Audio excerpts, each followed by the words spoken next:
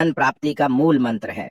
आज की इस वीडियो में हम बात करेंगे आखिर औरत का वह कौन सा अंग बेशर्म होकर दबाने या चूसने से अचानक अपार धन की प्राप्ति होती है। लोग औरत का कौन सा अंग दबा और चूस कर अमीर बन जाते हैं। जो भी मनुष्य औरत का यह अंग दबाता या चूसता है उसके घर में सदा माँ लक्ष्मी का वास रहता है और माँ लक्ष्मी की कृपा सदैव बनी रहती है। तो दोस्तों, आज की इस वीडियो में हम बताएंगे औरत का वह कौन सा अंग जिसे हर पुरुष को दबाना या चूसना चाहिए। नमस्कार दोस्तों, आप सभी का स्वागत है आज की इस बेहद ही ज्ञानवर्धक जानकारी भरी वीडियो में। दोस्तों, आपको पता चल ही गया होगा कि आज की वीडियो में हम क्या सीखने जा रहे हैं। दोस्तों, चैनल को सब्सक्राइब करें और हर हर महादेव लिखना ना भूले। साथ ही इस वीडियो को जो लाइक और सब्सक्राइब करें, लक्ष्मी माँ उसके घर पर सदा कृपा दृष्टि बनाए रखें। दोस्तों, एक बार की बात है, एक गांव में शिव नाम का व्यक्ति रहता था। वह अपनी पत्नी से बहुत ज्यादा परेशान था क्योंकि उसकी पत्नी बात बात पर हमेशा उसे ताना मारा करती थी, तुम्हारे पास है ही क्या, घर में खाने तक को कुछ नहीं है। दोस्तों, उसके घर में बिल्कुल कंगाली छा गई थी। एक भी रुपया नहीं था और उसके घर में खाने के लिए अन्न का एक दाना तक नहीं था। दोस्तों, एक तो घर में खाना नहीं, ऊपर से पत्नी का ताना। वह बहुत परेशान हो गया। उसे समझ नहीं आ रहा था मैं क्या करूं। एक दिन की बात है, शिव अपने घर से एक सुनसान रास्ते पर निकल गया।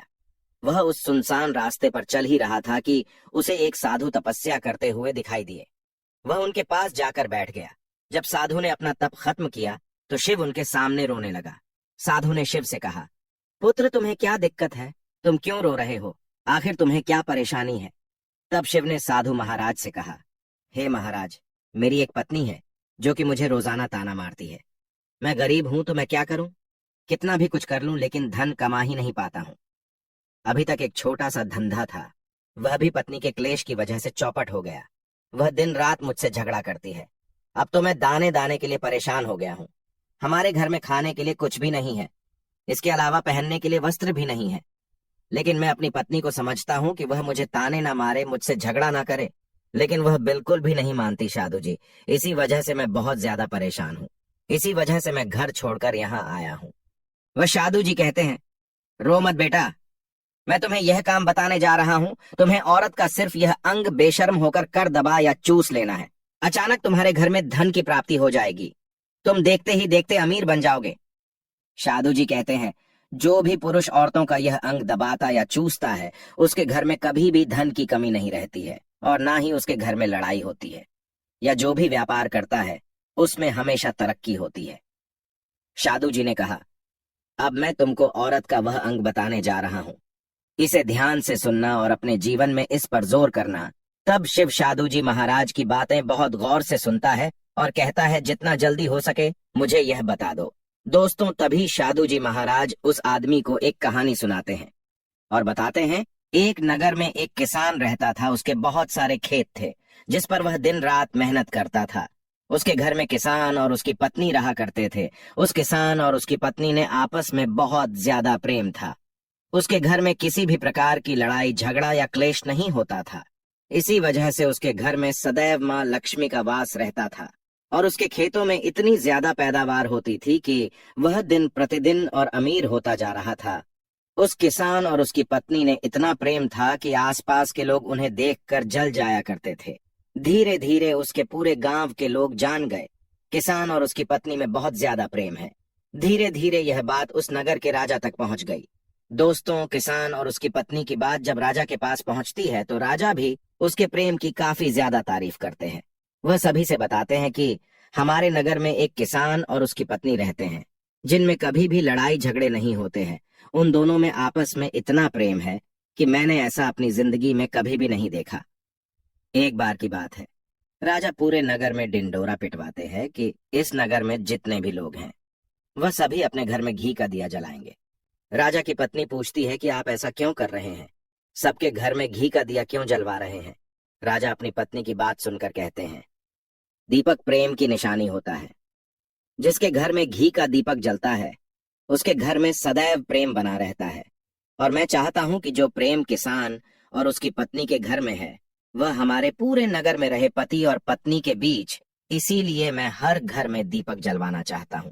दोस्तों, राजा के सैनिक जाते हैं और हर जगह नगर में ढूंढी पीट देते हैं और कहते हैं, सभी के घर में रात भर घी का दीपक जलाना चाहिए। दोस्तों, राजा की बात मानकर सभी नगरवासी अपने घर में दीपक जला देते हैं। लेकिन जैसे ही आधी रात होती है, सभी के घर के दीपक बुझ जाते हैं, लेकिन किसान के घर का दीपक वैसे ही जलता रहता है। दोस्तों, दीपक हमेशा किसान की पत्नी जलाती थी, लेकिन उसकी बात नहीं मानती थी।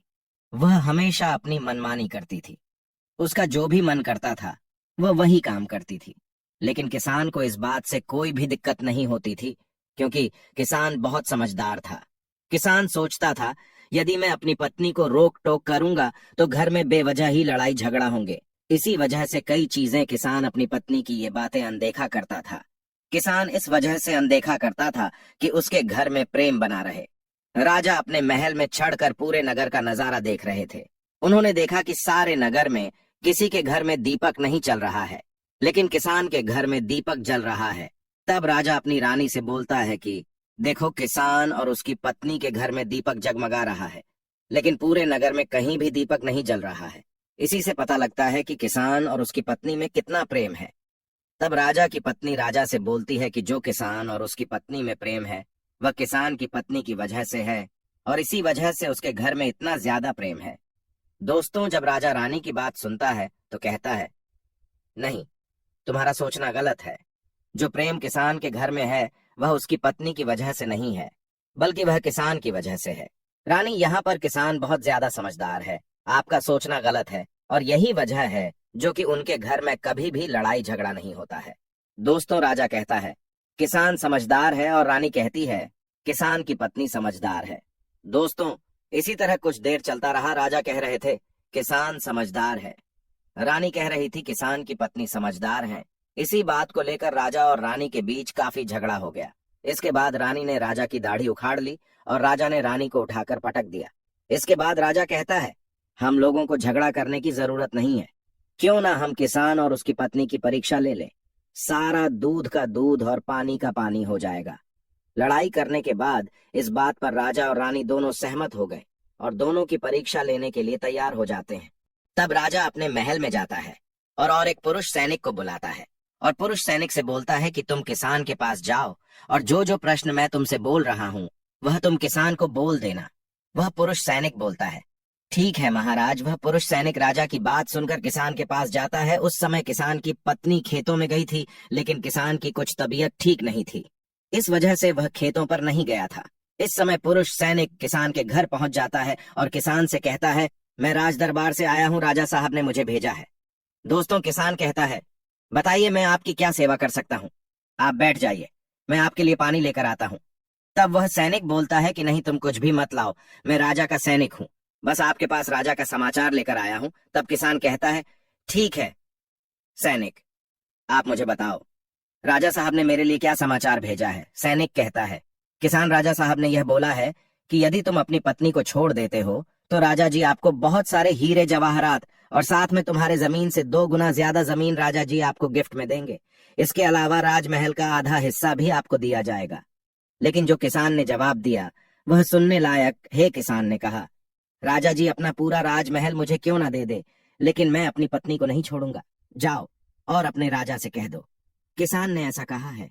सैनिक जाता है और राजा को सारी बातें बताता है। इस समय रानी वहां पर सैनिक की बात सुन रही थी।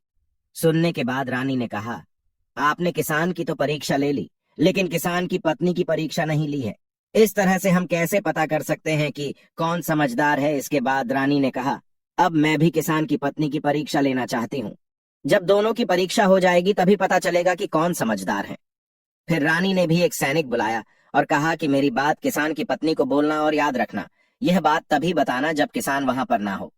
सैनिक ने पूछा कि रानी क्या बात बतानी है, वह तो बताओ। तो रानी ने सैनिक को सारी बात बता दी। सैनिक किसान के घर जाता है और उसके घर में आवाज लगाता है तो उसके घर से किसान की पत्नी निकल कर आती है और कहती है, बताओ क्या हुआ, क्यों ढिंढोरा पीट रहे हो। तो सैनिक ने कहा कि राजमहल से आया हूं, मुझे रानी ने भेजा है। किसान की पत्नी ने कहा, बताओ किस लिए आए हो। तब सैनिक ने कहा, रानी ने बोला है, यदि तुम अपने पति किसान को मार देती हो तो आपको बहुत सारे हीरे जवाहरात रानी आपको देंगी और साथ में राजमहल का आधा हिस्सा भी आपको मिलेगा। इसके अलावा जितनी भी आपकी जमीन है वह तो आपकी रहेगी ही, लेकिन उसकी 2 गुना जमीन भी रानी आपको देगी। ये बात सुनकर किसान की पत्नी तैयार हो जाती है, कहती है, ठीक है, यदि मुझे इतना कुछ रानी साहिबा देंगी तो मुझे मंजूर है, मैं अपने पति को मार दूंगी। तब सैनिक पूछता है कि रानी को कैसे पता चलेगा कि आपने अपने पति को मार दिया है। तभी किसान की पत्नी बोलती है, मेरे घर में जो दीपक जल रहा है, जब मैं किसान को मार दूंगी तो उसे बुझा दूंगी, तभी आपको पता चल जाएगा कि मैंने किसान को मार दिया है। अब सैनिक किसान की पत्नी की बात सुनकर राजमहल जाता है और रानी को सारी बात बताता है। किसान की पत्नी की बात सुनकर रानी बहुत अचंभित हो जाती है। राजा और रानी को स्त्री जात से नफरत होने लगती है। उसी समय राजा अपने नगर के सभी लोगों को बुलाता है और कहता है कि मैं चाहता हूं कि मेरे और मेरी पत्नी की वजह से किसान की जान न जाए। तुम लोग ऐसा करो, उस किसान के घर जाओ और सारी बातें बता दो और उस किसान को बचा लो, वरना किसान की पत्नी उसे मार देगी। इधर सैनिक किसान के घर जाते हैं और सोचते हैं कि किसान की पत्नी किसान को रात में मारेगी और दिया बुझाएगी। इससे पहले ही हम किसान के घर में पहुंच जाते हैं और किसान को बचा लेते हैं। दोस्तों, जैसे ही राजा के सैनिक किसान के घर पहुंचते हैं तो देखते हैं कि किसान तो मरा पड़ा हुआ है। तो सैनिक किसान की पत्नी से बोलते हैं कि तुमको तो किसान को रात में मारने के लिए बोला गया था, लेकिन आपने अभी किसान को क्यों मार दिया? तब वह किसान की पत्नी बोलती है कि किसान को तो मुझे मारना ही था, रात में तो मुझे सिर्फ दिया ही बुझाना था, इसलिए किसान को तो मैंने दिन में ही मार दिया है। सभी सैनिक तुरंत ही किसान के घर से दौड़े दौड़े जाते हैं और राजा रानी को सारी बातें बताते हैं। राजा और रानी क्रोध से आगबबूला हो जाते हैं। इसके बाद राजा और रानी किसान की पत्नी को बंदी बनाकर लाने के लिए अपने सैनिक से कहते हैं। सैनिक जाते हैं, किसान की पत्नी को बंदी बनाकर ले आते हैं। राजा किसान की पत्नी से पूछता है, ऐसा तुमने क्यों किया? तुम लालची औरत हो, तुम्हें पैसों से प्यार है। तभी किसान की पत्नी ने जवाब दिया और बताया कि मुझे तो किसान को पहले ही मारना था, वह तो मैं कोई बहाना ढूंढ रही थी, क्योंकि किसान की आदत बहुत खराब थी, वह मेरे साथ बहुत खराब व्यवहार किया करता था। तो राजा ने कहा, ऐसा क्या करता था किसान? तो किसान की पत्नी ने जवाब दिया, वह मेरे नाक का ऊपरी हिस्सा अपनी उंगली से हमेशा दबाया करते थे। इसके अलावा किसान एक काम और मेरे साथ करता था, वह किसान मेरे कान का पिछला हिस्सा अक्सर अपनी जीभ से स्पर्श किया करता था। राजा ने पूछा, ये बताओ, जब आप लोग गरीब थे तब क्या किसान आपके साथ ये काम करता था? तो किसान की पत्नी बोलती है, नहीं महाराज, तब ऐसा नहीं करता था। तब राजा ने कहा, मैं समझ गया कि किसान ऐसा क्यों करता था। उसी समय साधु जी ने शिव से पूछा, तुम्हें कुछ समझ में आया औरत का कौन सा अंग दबाने तथा चूसने से लोगों को अचानक धन की प्राप्ति होती है? तो शिव ने कहा है, साधु जी, मुझे अभी समझ में नहीं आया। तभी साधु जी कहते हैं, अगर अभी समझ नहीं आया तो मैं फिर से आपको बताता हूँ। किसान अपनी पत्नी के साथ पहला काम करता था, वह है उसके नाक के ऊपरी हिस्से को अपने उंगली से दबाता था। तो जिस भी मनुष्य के घर में पैसों की किल्लत है, उसे अपनी उंगली से औरत के नाक के ऊपरी हिस्से को जरूर दबाना चाहिए। दोस्तों, औरत के नाक के ऊपरी हिस्से को बहुत शुभ माना जाता है। इसी वजह से जो यह काम करता है वह हमेशा धनवान पुरुष बन जाता है। दूसरा काम है, जो भी पुरुष औरत के कान का पिछला हिस्सा अपने जीभ से स्पर्श करता है, उसके किस्मत के द्वार खुल जाते हैं, उसे अचानक धन की प्राप्ति होती है। ऐसा इसलिए होता है क्योंकि औरत के कान के पिछले हिस्से में माता लक्ष्मी का वास होता है। जब आप ऐसा करते हैं तो माता लक्ष्मी आपसे प्रसन्न हो जाती है और आपको अपार धन देती है। और आपने एक बात तो जरूर सुनी होगी, औरतें माता लक्ष्मी का रूप मानी जाती हैं। इसी वजह है इस संसार में जो भी मनुष्य यह दो पवित्र काम करता है, उसका घर धन से भर जाता है, जो कि इस कहानी में किसान भी अपनी पत्नी के साथ करता था। लेकिन आप जब भी ऐसा काम करें तब आपको अपनी पत्नी को पूरी बात बता देनी चाहिए, अन्यथा आपके जीवन में इसी तरह अनर्थ भी हो सकता है। दोस्तों, आज का ज्ञानवर्धक वीडियो कैसा लगा कमेंट करके जरूर बताएं और हाँ, कमेंट में हर हर महादेव लिखना ना भूलें। धन्यवाद।